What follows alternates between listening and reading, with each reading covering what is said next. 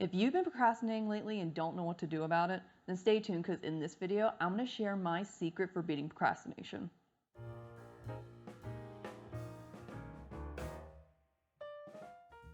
Hey, it's Allie here with another episode of Triple T where I share some of my best tips and tricks to help you excel at work and reach your highest potential. And in this video, I'm going to let you in on my little secret for defeating procrastination. As I'm talking about this, I want you to think about the last time you procrastinated on something. What did you do to get past it? I love reading what things work for you, so make sure to let me know in the comments below.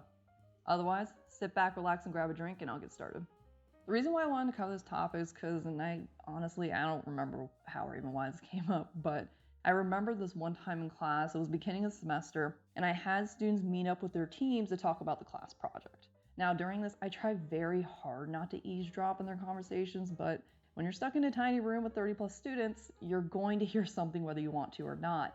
And there was these two students on the same team who, for some reason, I don't know why, they decided to tell their team that they don't work on projects unless it's a week or so before the deadline. And when I initially heard this, I laughed because I was just amazed at how honest they were about the whole thing, but also because I was shocked. I mean, they literally just said that they were proud of their procrastination. And don't get me wrong, I've heard every reason in the book for why students procrastinate. They're too busy, they don't feel like it, they're not motivated, everything you can think of. But I've never heard of it as a way to be productive. And this blew my mind. So out of curiosity, I did some digging and discovered that this was a common view. There are a good number of people out there who see procrastination as a positive thing, with many of them believing that they work best under pressure. And I'm going to be honest with you, that's not true. It's not true at all. Research has repeatedly found that procrastination hurts performance. It can increase stress and even lead to acute health problems like the flu and the common cold. So every time you wait for the right time to do a task or push things off till the last second, you're going to suffer for it. And even worse, you can't just wake up one day and decide you're going to stop procrastinating. It's not that simple. And that's why I'm here talking to you right now, because even though it's a complex topic, it doesn't have to be difficult to fix. In fact, there's a tool I've been using since college that does wonders for beating procrastination. And it's a tool that's so simple to use that you're going to use it every time you feel that urge to avoid a task. But before I get into what that tool is, I want to cover some facts about procrastination first so you'll understand why this tool is so effective. So I'm going to discuss what procrastination is, what it isn't, and some facts you may not be aware of. First, what is procrastination? In its most basic form, procrastination is an action we do to put off doing something else. Even though we know it's wrong, we deliberately act in a way that keeps us from taking action and doing what needs to get done. And it's this awareness that makes procrastination so destructive. You see, true procrastinators, know when they're doing it and secretly hate themselves for it to the point that they let guilt and shame eat away at them. That's why procrastination is considered self-inflicted harm. And despite what people think, procrastination isn't about laziness or poor time management skills. Lazy people don't feel bad about procrastinating. They have no sense of guilt or shame about their actions and will gladly bum off of others to get by. As for people with bad time management skills, they don't avoid doing tasks intentionally. They just don't know any better. That's why they can see immediate results when they have a coach or a trainer teach them how to rearrange their schedules and block out time. Researchers have also looked into this question if procrastination and time management are the same, and there's no conclusive evidence to suggest this is true.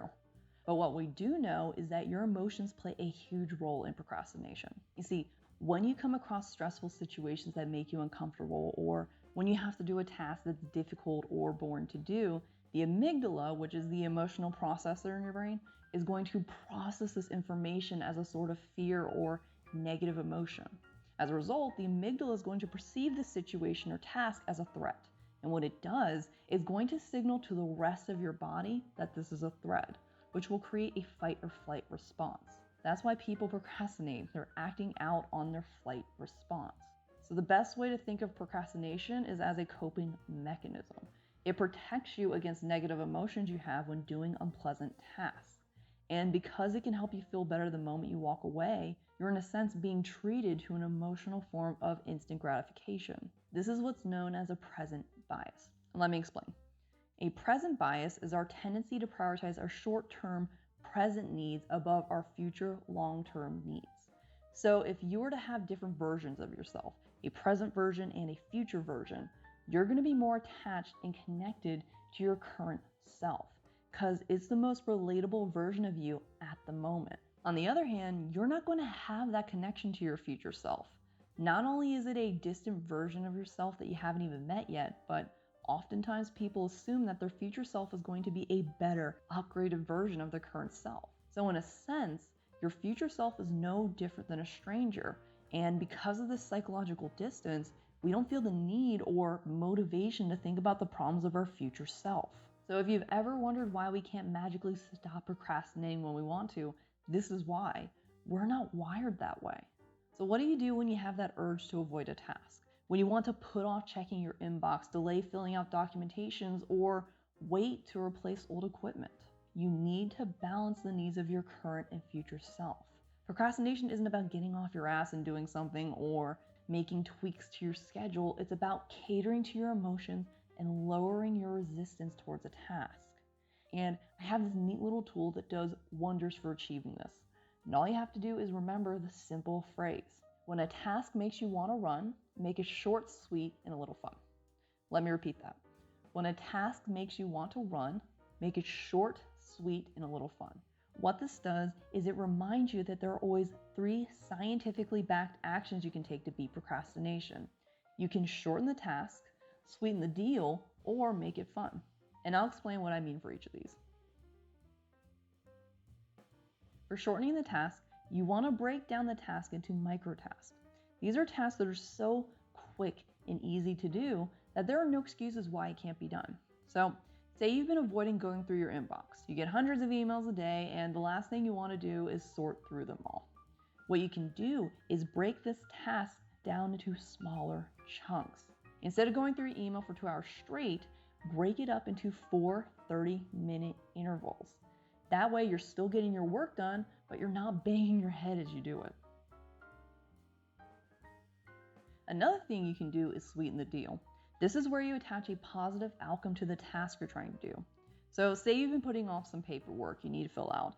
You know you need to get it done, but it's tedious and absolutely mind-numbing to do. Something you can do is give yourself a reward after you're done. In this case, you can give yourself a 15-minute break to do whatever you want, or treat yourself to a cup of coffee or a pastry. What this is going to do is make the task look more desirable to you and give you that motivational boost you need to take action. As for the last thing, something you can do is make the task fun. So instead of giving yourself a reward after you complete the task, change the task in a way that makes it enjoyable to do, or at the very least addicting to do. So if you've been putting off replacing a broken printer, then something you can do is play some music as you browse around for a new printer or listen to a podcast you enjoy. Now, realistically, you can't make everything fun to do. So for these moments, what you can do is incorporate a gaming element to make the task more addicting to do. So going back to the example of checking your inbox, something you can do is grab a calendar and mark down each day you check your inbox for at least 30 minutes. Over time, what you're going to find is that your chain gets longer the more you do it. And when this happens, you're going to be more compelled to do the task because you don't want to break the chain you put all that effort into building. It's actually for this reason that gaming apps often show you the number of days you've visited the game in a row, because it encourages you to come back because you don't want to break that chain. So the next time you feel tempted to procrastinate on a task, repeat to yourself, when a task makes you want to run, make it short, sweet, and a little fun. That way you'll always remember, even the most difficult times, that you have 3 tools readily available to combat procrastination. The only thing I ask is that you don't give up if it doesn't work for you the first time around. All of these tools are incredibly simple to use. Change isn't going to happen overnight. You need to be persistent and patient to see long-term results. But if you do the time, I promise you're not going to regret it. Your productivity is going to shoot through the roof. No longer going to squander away time as you wait for the right moment to do tasks. No more unnecessary guilt trips. You're going to kick procrastination to the curb and beat procrastination for good. So now I'm going to hand it over to you. Now that you know how to beat procrastination, What steps are you going to take the next time you want to put off a task? Do you intend to make it short, sweet, or a little fun? I'd love to know, so make sure to let me know in the comments below. If you made it this far, then don't forget to give this video a huge thumbs up and subscribe to my channel. I've got some great things planned that you won't want to miss, and by doing this, you're helping other people out by letting YouTube know to recommend this video to people who want to beat procrastination. Otherwise, thank you so much for watching. Until we drink again, take it easy. Bye.